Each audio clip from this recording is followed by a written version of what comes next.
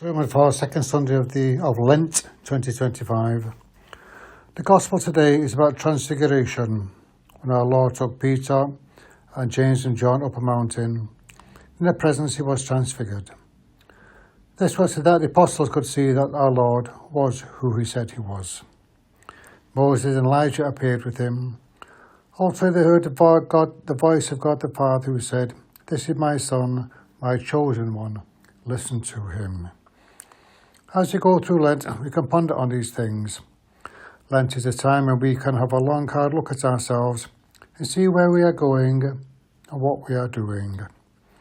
The two wars that occupy most time in the news, the one in Ukraine and one in Gaza, and they both question, why do people do such bad things? Why do bad people do things like that?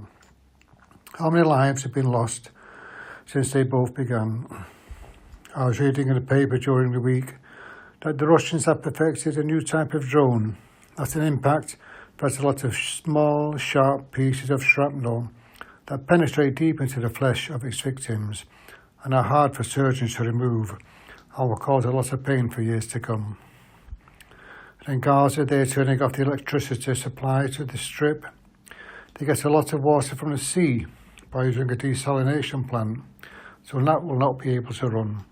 So be starved of water as well as electricity. And the lorries that bring the much needed aid into the enclave have also been stopped. Things just get worse all the time instead of better. So we should be grateful that we live in a peaceful country where we have plenty of access to food and drink and hospital care and education for the children. So Lent is a time for us to evaluate what we are doing with our lives. As we undertake some voluntary penance, we can be grateful that we are not suffering like those people in other countries who are suffering from ongoing warfare. St. Paul sums it up in his epistle today as he talks about bad people. Their end is destruction and they glory in their shame.